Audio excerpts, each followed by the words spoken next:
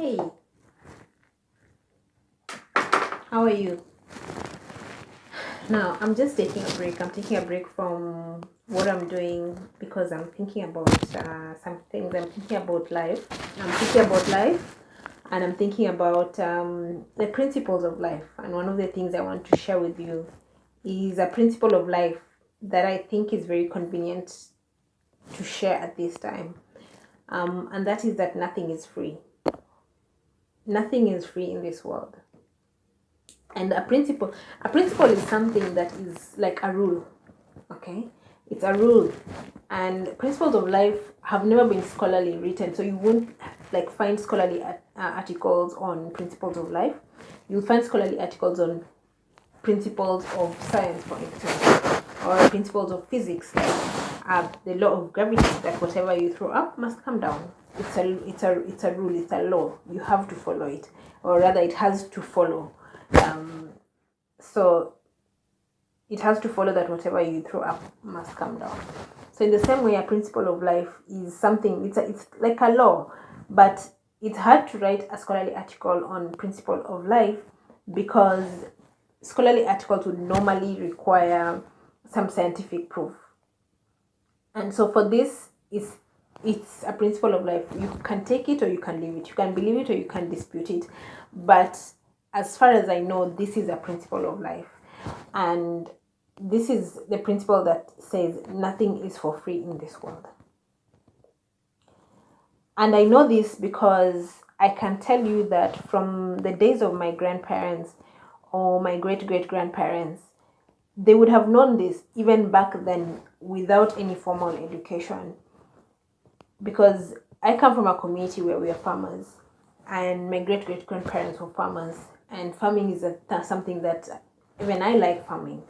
And so as farmers, they would have known then that if you do not work in the farm, if you do not follow the seasons of the farm, because there's obviously the harvesting, there's the planting season, there's the time you till the land, the time you plant, then the rain is going to come, and then you're going to go back and till the land, and you're going to remove all the weeds, and you're going to wait for harvesting time.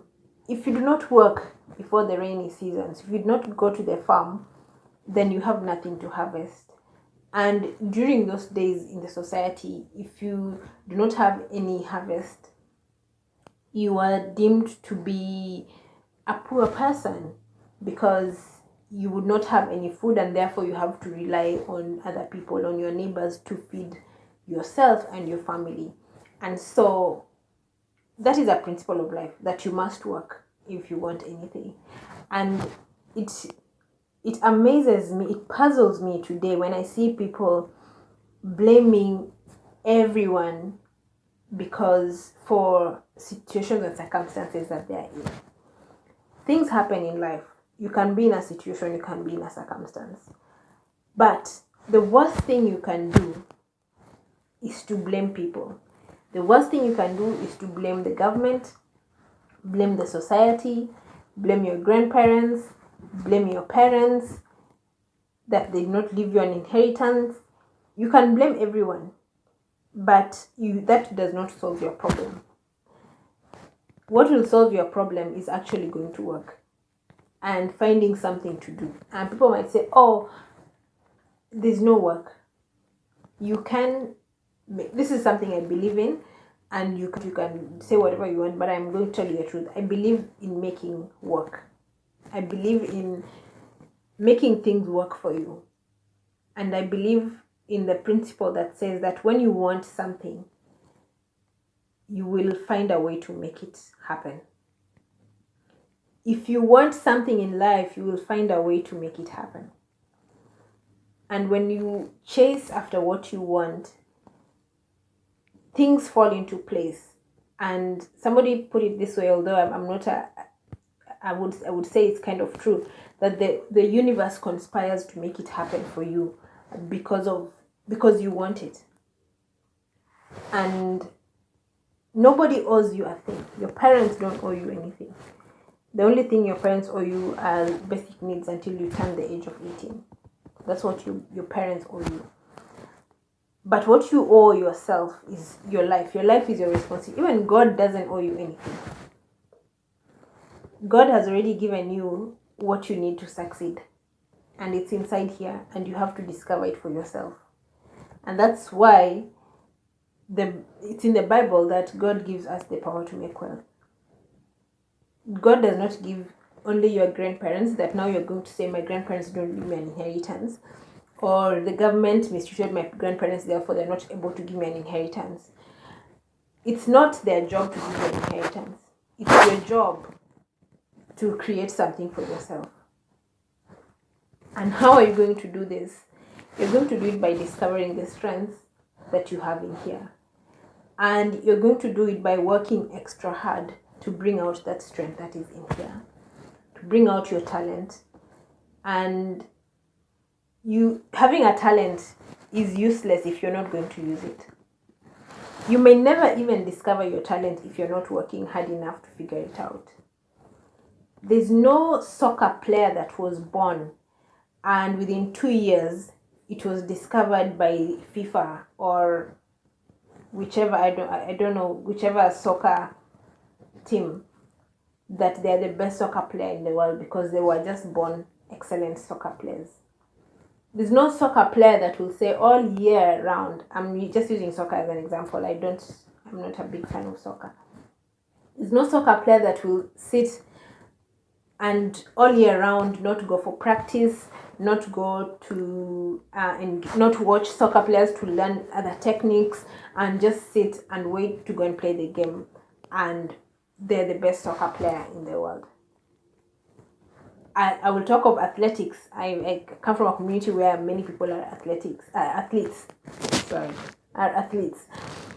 as an athlete, I have lived with an athlete, and a relative of mine who's an athlete, and they wake up very early in the morning. Even after they come home with a gold medal, they will go and run the marathon, come home with a gold medal. You would think they're going to at least sleep for that week, but they won't. They will wake up in the morning to go for practice, and they will run. They'll go for practice. They'll come when we would wake up, we'd actually find now that's when he's now doing the stretching. He has now finished his 1 hour, 2 hour run. And asking, I think one of the things that he said is that if you don't run I don't know how to say it I would have to translate it from my language to English, but just to paraphrase, is like if you don't run, the running will disappear. Like you have to keep doing it for it to stay there. And it's the same thing for our talents and our gifts that have been given to us. If you're a great artist, if you're a great painter, if you're a great orator, if you're a great writer, it won't just come because you exist. It will come because you practice it every day. It will come because you're putting in the work to figure out who are you.